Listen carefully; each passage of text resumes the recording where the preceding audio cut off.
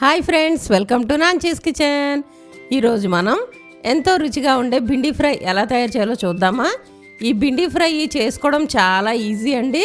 రసం రైస్లోకైనా సరే, సాంబార్ రైస్లోకైనా సరే చాలా అంటే చాలా బాగుంటుంది. అలాగే చపాతీ పూరీలోకి కూడా చాలా టేస్టీగా ఉంటుంది. ఇది చాలా సింపుల్గాను ఒక 15 మినిట్స్లోనే మీరు ఇది ఫ్రై చేసేసుకోవచ్చండి. ఎప్పుడు మామూలు బెండకాయ ఫ్రై చేసుకుంటాం కదా మనం, అలా కాకుండా మీరు ఒక్కసారి ఇలా ట్రై చేశారంటే ఇంకెప్పటికీ దీన్ని వదిలిపెట్టరు అనమాట. మళ్ళీ మళ్ళీ సేమ్ ఇలాగే మీరు చేసుకుంటూ ఉంటారు. ఈ కర్రీని మీ పిల్లలు కూడా చాలా ఎంజాయ్ చేస్తారు.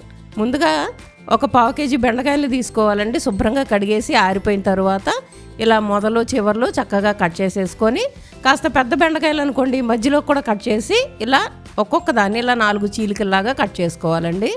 బాగా ముదిరిపోయిన బెండకాయలు అయితే అంత టేస్ట్గా ఉండవు, అలాగని బాగా లేతవి కూడా బాగోవండి. మీడియం సైజుగా ఉన్నాయి అయితే చాలా బాగుంటాయి. ఇలా బెండకాయలు మొత్తం కూడా ఇలా చీలికల్లా చేసుకొని ఒక బౌల్లోకి తీసుకోవాలండి. తీసుకొని దీనికి రుచికి సరిపడా సాల్ట్ వేసుకోవాలి. అలాగే కొద్దిగా పసుపు కూడా వేసుకోవాలండి. ఇప్పుడు ఇందులో ఒక 1/2 స్పూను ధనియాల పొడి కూడా వేసుకుందాం. అలాగే ఒక 1/2 స్పూన్ కారం, అలాగే 3 స్పూన్లు శనగపిండి కూడా వేసుకోవాలి.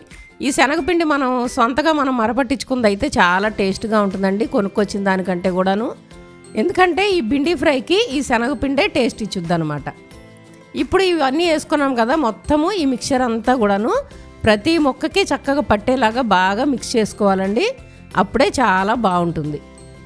ఎందుకంటే ప్రతి ముక్కకి ఇలా మసాలా తగిలింది అనుకోండి, మనం తినేటప్పుడు కూడా చాలా టేస్టీగా ఉంటుందన్నమాట. ఒకసారి బాగా మిక్స్ చేసుకోవాలి. చేత్తో కూడా బాగా కలుపుకున్నాం అనుకోండి, ప్రతి ముక్క కూడా బాగా మసాలా పట్టుద్ది అనమాట. ఇదిగోండి ఇలా కలిపేసుకోవాలి. బాగా కలిపేసి అలా పక్కన పెట్టుకుందాము. ఇప్పుడు స్టవ్ వెలిగించి ఒక ప్యాన్ పెట్టుకొని అందులో 2 గరిటెలు ఆయిల్ వేసుకోవాలండి. ఆయిల్ వేడెక్కిన తర్వాత అందులో తాలింపు దినుసులు 1 స్పూన్ వేసుకుందాము.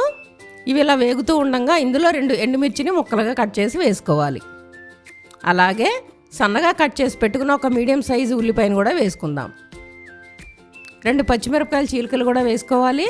ఈ భిండి ఫ్రైకి టేస్టు ఈ మిరపకాయల వల్ల కూడా పెరుగుతుందండి. ఖచ్చితంగా మీరు 2 మిరపకాయలు పచ్చిమిరపకాయలు కూడా వేసుకోండి. అలాగే 1 రెబ్బ కరివేపాకు కూడా వేసుకుందాము. ఇవన్నీ వేగిన తర్వాత ఇందులో మనం మిక్స్ చేసి పెట్టుకున్న భిండి ఉంది కదండి, చక్కగా ఈ ఆయిల్లో వేసేసుకోవాలి. ఈ భిండి ఫ్రైని మీరు మీడియం ఫ్లేమ్లోనే చేసుకోవాలండి, సిమ్లో చేసుకోవద్దు. మీడియంలో అయితేనే చక్కగా బాగా ఫ్రై అయ్యి చాలా బాగుంటుంది. మీడియం ఫ్లేమ్లో పెట్టేసుకొని స్టవ్ మనం ఒక 10 నుంచి 15 నిమిషాల వరకు ఇలాగే ఫ్రై చేసుకోవాలండి. 15 నిమిషాలు అయితే సరిపోతుంది. ఇలా హైలో పెడితే ఫ్రై అవ్వదేమో అని అనుకుంటారు కదా మీరు, కానీ చక్కగా ఫ్రై అవుతుందండి. టేస్ట్ కూడా చాలా బాగుంటుంది. మధ్య మధ్యలో అడుగంటకుండా మనం మిక్స్ చేస్తూ ఉండాలి. చూసారా, భిండి ఫ్రై రెడీ అయిపోయింది.